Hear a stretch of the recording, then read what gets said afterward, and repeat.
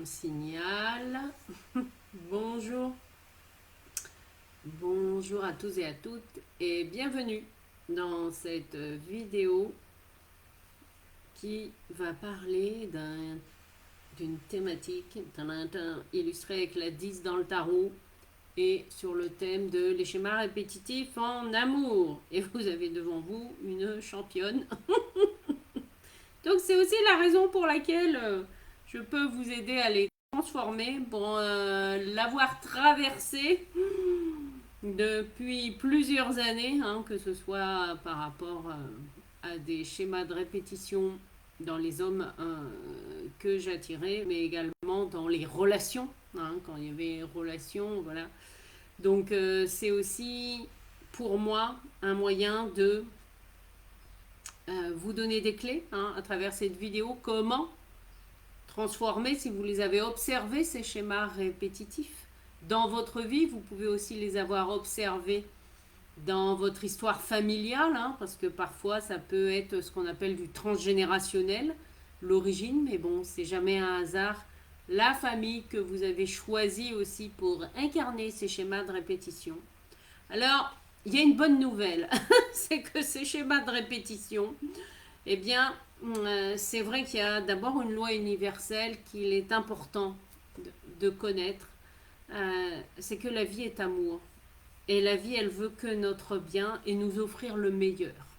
Sauf que nous ne sommes pas toujours prêts à accueillir ce meilleur-là tant que nous ne nous respectons pas, tant que nous n'osons pas en fait y croire, mais aussi poser nos limites, hein, dans des relations qui ne nous conviennent pas, puisque là on est dans le schéma amoureux. Donc pour les personnes qui ne me connaissent pas, je suis Annabelle Crossy, l'impératrice du tarot. Et donc ces schémas répétitifs, eh bien, dans les tirages, ils apparaissent avec les roues de fortune. Et on répète, et on répète. Ça peut aussi parfois nous faire tourner en rond, hein. Parfois, nous ne sommes même pas conscients que nous sommes dans un schéma qui se répète. Oui, parfois ça va être les autres, hein, ça peut être nos amis, ça peut être notre famille, ou ça peut être nous à un moment donné. Poum, voilà, il y a une évidence qui se profile, et je peux vous dire que même si on a l'info intellectuellement pour l'avoir traversé justement, moi dans un de mes couples en fait, même si j'avais déjà fait du travail sur moi, etc., je me souviens d'un jour où j'avais eu ma mère au téléphone, voilà, qui m'exprimait un certain nombre d'insatisfactions dans sa vie amoureuse.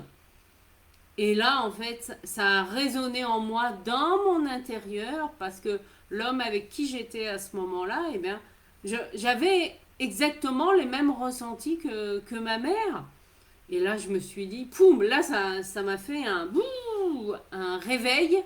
Et je me suis dit, non, mais là, il y a quelque chose qui ne va pas. Là, c'est à moi de prendre les choses en main. Donc, j'ai pris les choses en main. Enfin, en tout cas, j'ai fait ce choix-là pour transformer ma vie amoureuse, même si ça a amené à une séparation. Mais bon, voilà, c'est comme ça. Après, c'est des choix que nous faisons. Alors, on va voir ensemble 3 clés pour vous, hein, pour transformer ces schémas de répétition. Mais il y a un impondérable, comme je vous disais, c'est de conscientiser que la vie, elle est amour et elle nous apporte toujours ce dont nous avons besoin pour avancer et pour, vous voyez, pour faire tourner cette roue-là. Ça ne veut pas dire qu'il faut tout accepter, hein. C'est ça en fait. Alors, on y va. Madame l'impératrice. Donc ça veut dire quoi? Ça veut dire qu'il est important aussi d'oser dire. L'impératrice, sa puissance, c'est par la parole. Donc c'est aussi, si vous ne dites rien, l'autre, il va pas deviner que ça va pas, hein.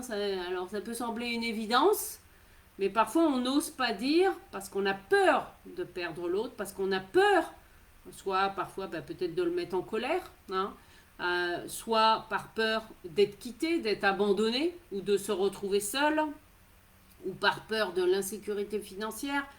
Peu importe les raisons. En tout cas, il est important de verbaliser, non?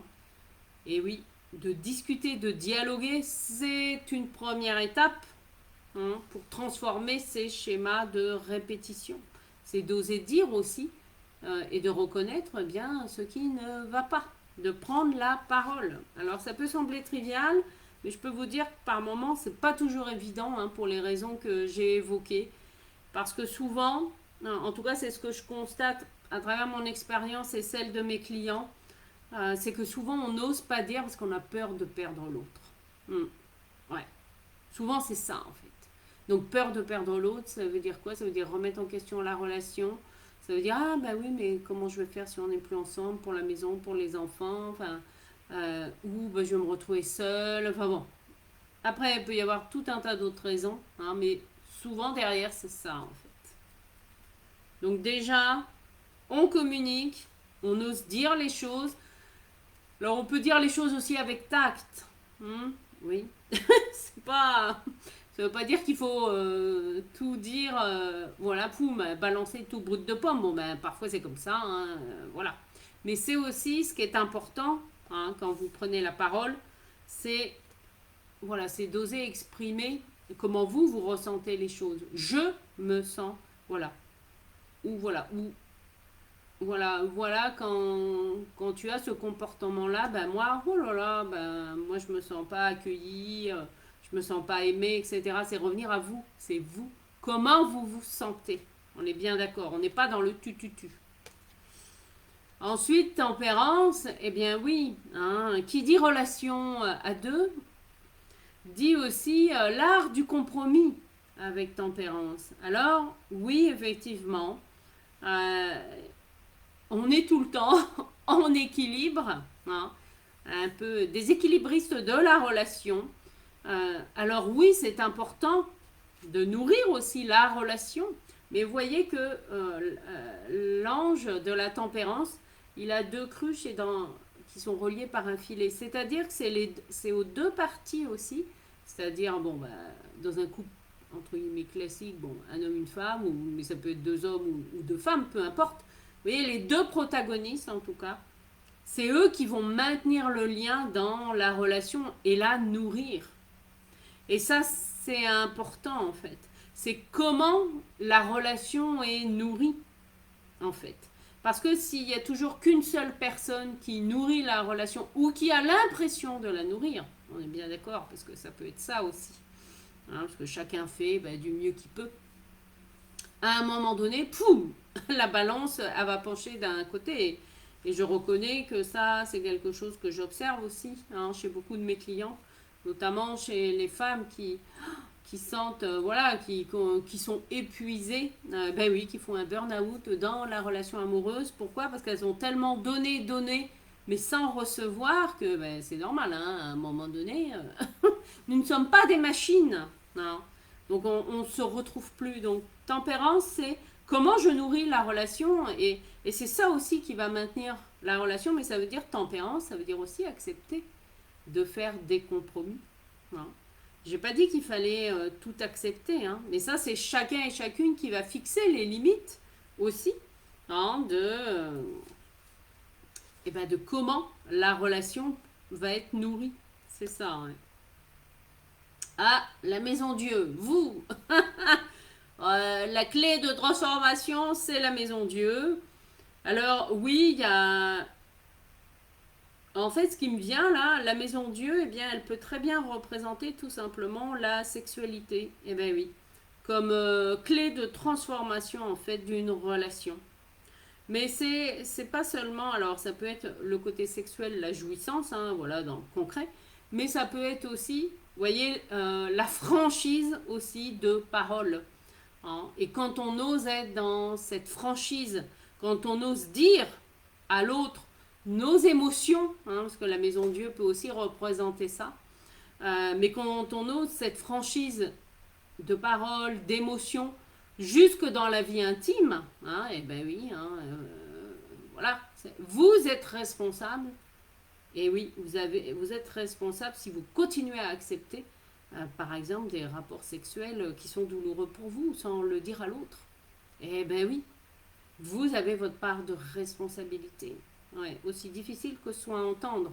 Et oui, oui, je sens que là, dans l'énergie, ça va.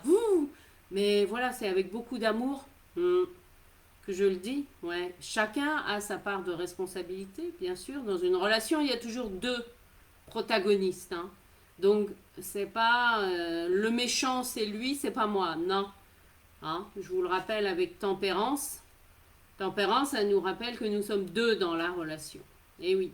Alors, c'est pas non plus toujours évident d'accepter quoi? Ben, d'accepter aussi que l'autre est notre miroir. C'est-à-dire que tout ce qui nous dérange chez l'autre, eh bien, c'est des parties de nous qui demandent à être guéries. Hein. Vous voyez, la maison Dieu, dans ces schémas répétitifs, qu'est-ce que ça vient faire? En fait, ça vient appuyer sur une grosse blessure que nous avons, nous, à l'intérieur, et qui demande justement à être guérie. Donc, qui demande une libération émotionnelle. C'est ça, en fait, la leçon concrète de la vie, hein, pas seulement spirituelle, hein, parce que les émotions, quand vous les vivez dans la matière, vous vous en souvenez. Hein. Donc ces schémas répétitifs, ils sont là et ils vont se répéter avec amour jusqu'à temps que, poum, voilà, ça s'intègre dans la conscience et c'est pas seulement intellectuellement ni émotionnellement, c'est dans tout notre être. Hein, jusqu'à la reprogrammation en fait hein, de l'ADN, jusqu'au fond de nos cellules. C'est ça en fait tout le process.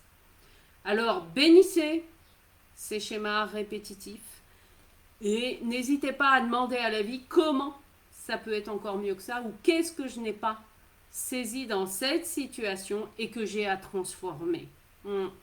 Oui, c'est vrai, je le reconnais, c'est pas toujours évident, notamment quand on a la tête dans le guidon, quand on voit pas la lumière au bout du chemin. Et si vraiment, là, dans ce que je vous partage, ça vous interpelle et ça fait sens pour vous, j'organise un atelier en ligne le 1er juin de 14 heures à 16 heures qui sera disponible en replay pour ceux qui achèteront l'atelier. Voilà.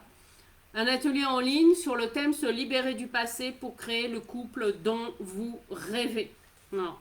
Donc on ira là travailler en profondeur. Il y aura des libérations émotionnelles sur l'archétype de la relation au masculin avec le père, l'archétype de la relation au féminin avec la mère, et puis l'archétype du couple aussi, hein, qui est d'abord un travail sur soi, dans son intérieur, pour ensuite pouvoir le matérialiser à l'extérieur.